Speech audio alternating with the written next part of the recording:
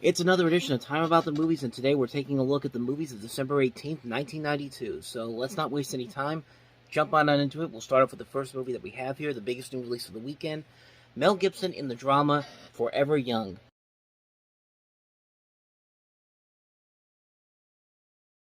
So you can definitely tell that this movie has its heart in the right place, and you can see that Mel Gibson clearly is trying to show that he can do dramatic acting in a movie like this. I mean, he's proven to do it before this movie came out, and I think there's a lot of good in this movie, but overall, the movie itself is kind of falls into the sappy category. It feels very generic, feels like very cliched romantic drama type of feeling that you get when you watch this movie. And like I said, it has a great concept to it. This idea of this guy being stuck frozen for 53 years, and then comes back and sees this world around him, and has to go back and see this to try to find this girl that he wanted to marry, but he thought was dead by this point. And it's a good concept, just a bad, not a bad. I should take that back. Not a bad execution, just an execution that didn't quite work out so well. I think they tried it a little too safe on here. I think they were a little too, like I said, safe and marketable on this one. You can see that there is effort in here. Mel Gibson clearly is trying his best here, and I think he does a pretty good job in here. You also have Elijah Wood in here, Jamie Lee Curtis. I just think the overall and the way the movie ends up just doesn't really work out so well in the end. I really felt like this was a movie that could have been something really special, but it just didn't end up doing that. I felt like they were trying to go for this was kind of an Oscar baitish type of role for Gibson, and I mean, we've seen him in much better movies than this. I think this is a movie where he's trying his best, but the material he's given just isn't working out for him.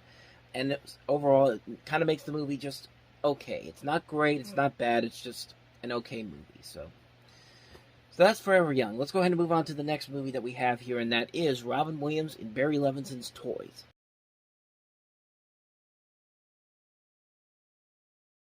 So I kind of feel like this was Barry Levinson's passion project. Like, this was something he wanted to do, but he wanted to wait until his street cred was more acceptable that he could do something like this.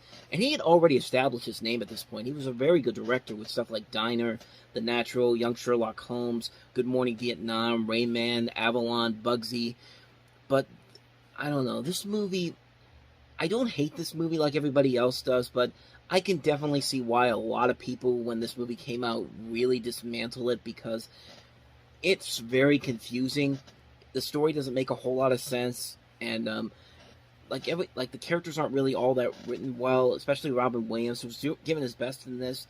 I mean, this movie, in a way, it kind of reminds me of Forever Young, kind of. You have the lead actor giving his all, but he doesn't have a good enough script to work with here.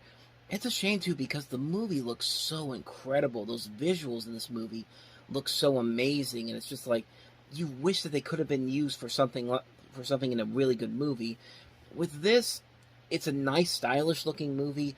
I just think it doesn't really have a good idea of what kind of a movie it wanted to be. It felt like a movie that had so much ambition going into it, everywhere else except for the script, and this is what the end result is by the time we get done with it. It's just like, it's a really great looking movie, just a really bad script and not very good characters to work with. It's unfortunate too, because Barry Levinson was on a roll at this point. He hadn't made a really bad movie, and even his worst movies that he made, like Tin Men, it wasn't really a bad movie. It just wasn't as good as his other works. But this is the first one where I really think he missed the ball on it big time. And for Robin Williams too, this was a big misfire for him. And it's a shame, because this movie has so much promise, and like I said, the visuals look so impressive. It just doesn't have anything to go with it on story or character-wise. It's just kind of there. It's just nothing really all that exciting about it, which is a shame, because, like I said, the ambition is there, just not the execution. And that's pretty much all I got to say about Toys. It's kind of like Forever Young in a way. So much potential there. You see it in brief flashes, but there's just nothing there in the end. So, on to the next movie. Steve Martin and Deborah Winger starring in Leap of Faith.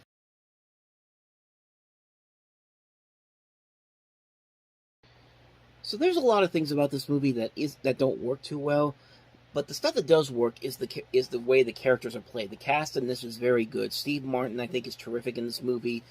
I like Deborah Winger a lot in this. Lolita Davidovich. You also have a young Liam Neeson in here. Lucas Haas.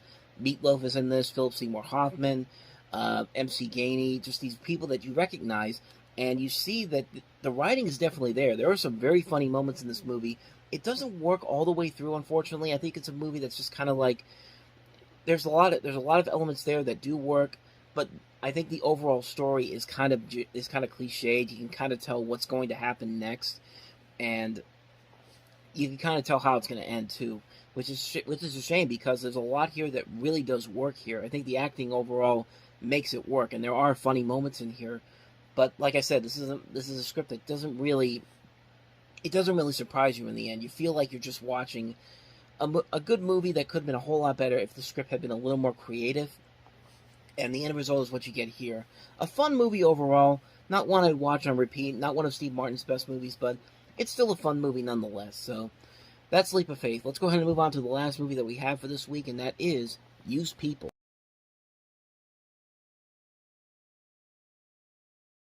So right off the bat, you got three top-tier actresses who've won Academy Awards. Shirley MacLaine, Kathy Bates, Jessica Tandy. You throw in Marcia Gay Harden in one of her early film roles, and you have Marcello Mastroianni in here. You think you'd have something special here, and it definitely looks like there is. I haven't seen this movie, so I can't really comment on it too much, but there's so many good, talented people in this movie. You'd think there'd be something there.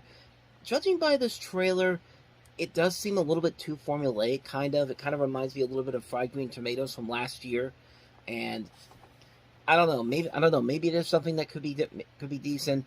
I'm looking at some of the reviews on here. It's got very mixed reviews, like around 50% on Rotten Tomatoes. So it doesn't look like there's a whole lot of good reviews on it. But I mean, these people. I mean, this is a good cast overall. I think they can make this material work overall for a decent film. I'm not expecting to go into this looking like is having it be like one of the great movies, underrated movies. But I think there could be a lot more to this than these reviews let on. So maybe one day I'll definitely give it a shot. So that's pretty much all I got to say about Used People.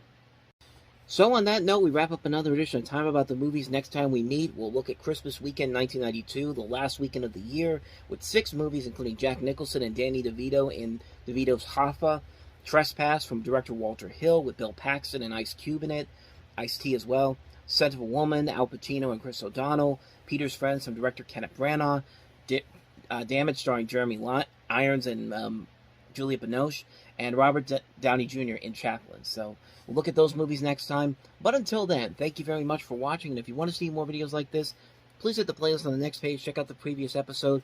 And I'll see you guys for the next episode. So thank you for watching. I'll see you next time. And until then, as always, take care.